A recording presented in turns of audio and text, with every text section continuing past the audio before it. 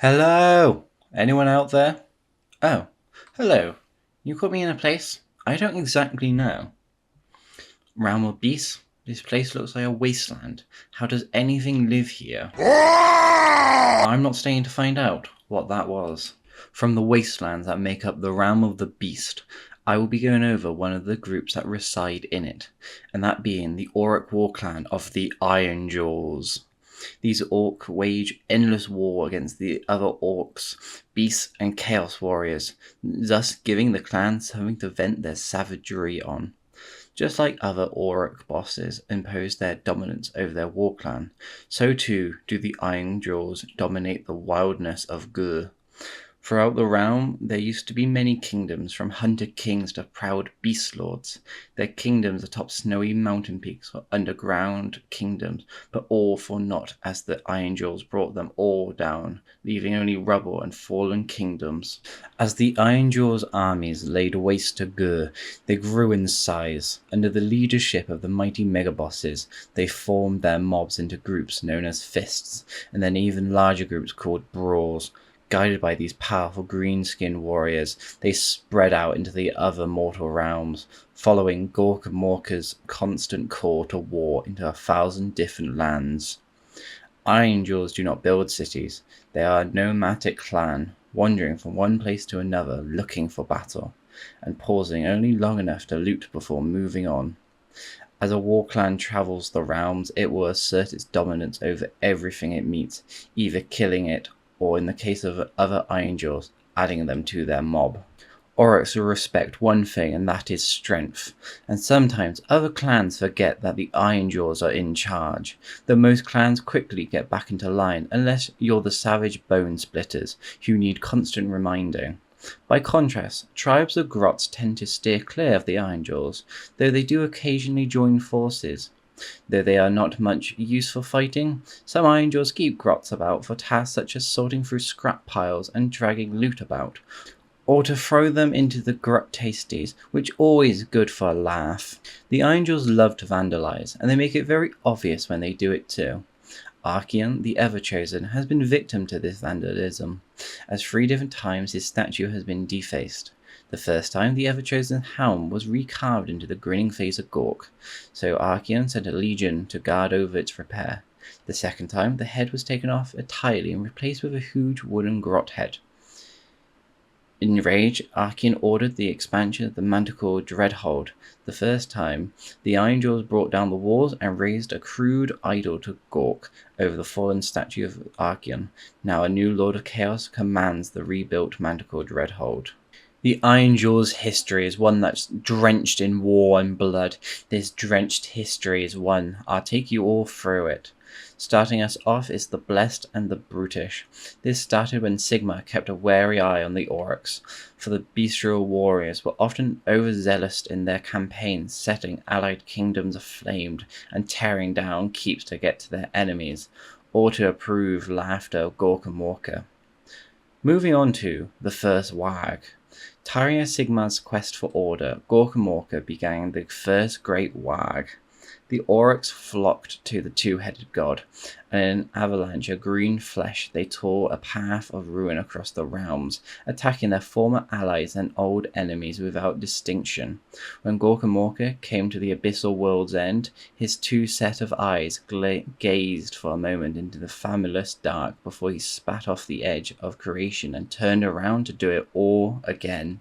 As the Ironjawz grew in the realms, cunning bosses figured out the importance of realm gates when it came to finding good scrap. Crude glyphs of Gork, or maybe Mork, began to appear on gateways across the mortal realms. Their presence was an invitation and a challenge to any Ironjawz who came across them, and a warning to all others. Down the line, Archeon's legions started toppling empires and settling lands aflame. Archeon's realm lords raised a skull-bond keep across the land to fetter the inhabitation through, though didn't expect the Ironjawz to interfere with the invasion, as the Ironjawz swiftly overran keeps or placed under constant siege, and the brutes and bosses of many Ironjawz clans became adept at smashing apart whatever defense chaos could muster. But alas, we must move on in the timeline. Down the line, tracked Gruz, a bloody-minded megaboss upon his one-eyed Maw Crusher, ploughed into the nightlands of Shyish, discovering an empire of death rattles that they could destroy again and again. The Ironjawz embarked on a whirlwind of destruction, so intense it created a dust storm of bone shards. Drakguz's war clans became pale spectres, covered in white bone dust, save the savage darkness in their eyes. When in blood times, 5 war clans met, and for a number of days they fought. Weird knobs dawdled while brutes dashed to the frenzied beats of hundreds of war chanters, but none could beat the other. Their bosses spent all the fighting, and this is when Gork found them, laughing at their struggles. He took the wardens for his own and made their 5 megabosses into his personal bodyguard, known as the Megafists. As the age of Sigma was coming and the shadow of Gork stretched across the realms like a great raised fist, Chaos Castellans kept a wary eye on the horizon.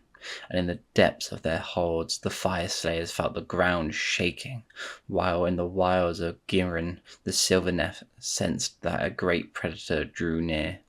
Even the Stormcast Eternals could feel a growing rumbling, fit to rival the storm of Sigma in all its fury. This was a brief history on the Ironjawz. Their history and lives drenched in nothing but war and destruction of statues and castles. But to do all this, they need great armies to back up their great plans. And that is what we're going to go on to next. The first thing we need for an army are mobs, as they are the building blocks. A mob can be at any size from 5 orcs to 500, though orcs aren't the best at counting, so they never know how many troops they have. Those on foot and those on grunters tend to stick together. This is more a natural byproduct of the fastest Ironjawz getting into the fight first. When it comes to organizing multiple mobs, they are gathered into 5, one for each finger a megaboss can count on. These gathered mobs are called fists, and just like a fist, they are great at smashing things. Sometimes a fist will be led by a war chanter or a weird knob shaman instead of a megaboss. War chanters lead large processions of rumbling, chanting orcs. Ironjawz and Ardboards massing behind them.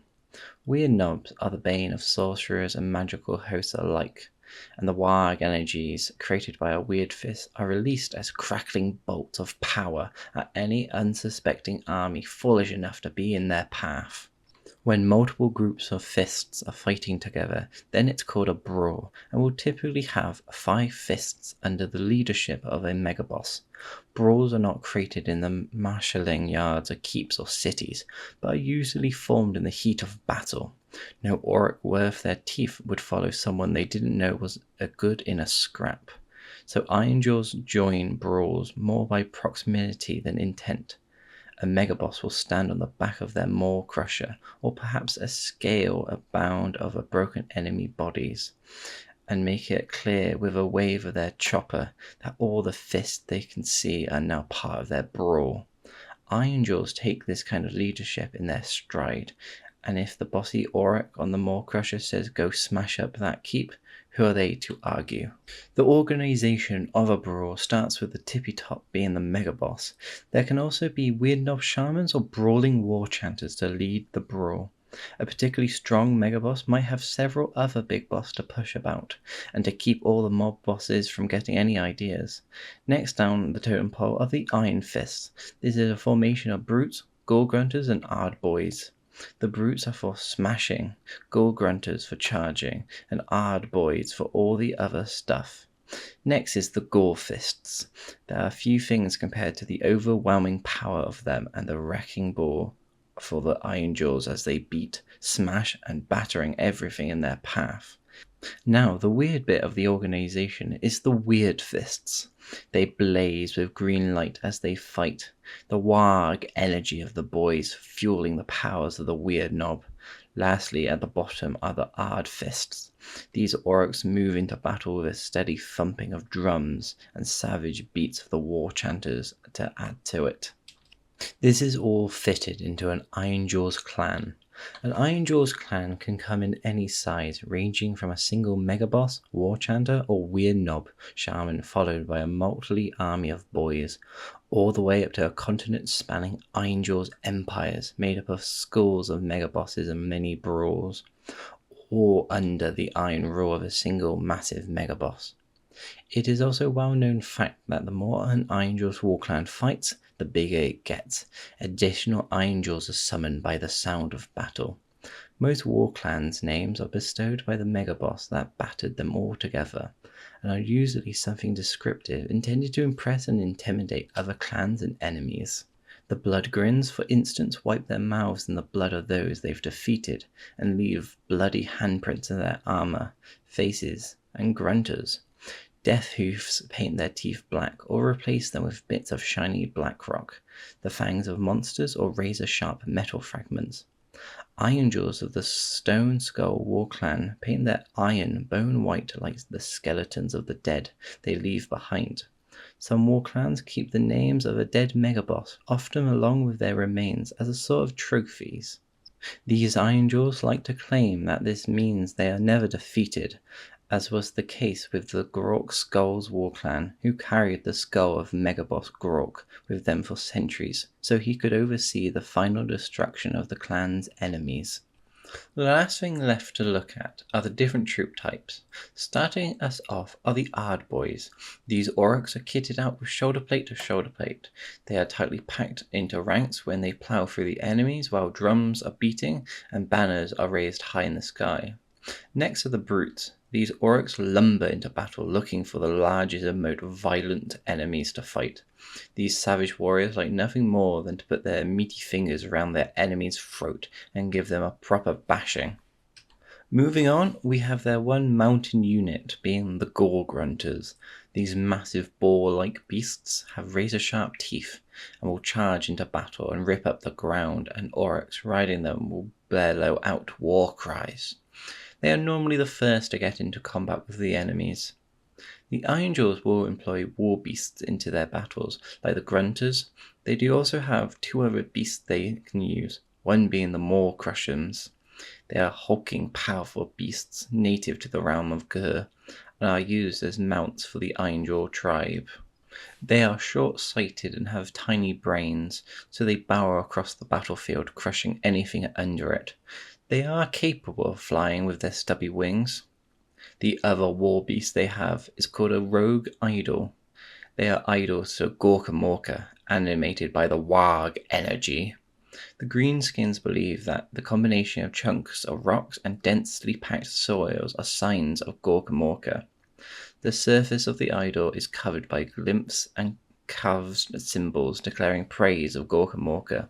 They also have lifelike hollow eyes, though you can cover them up with a mask.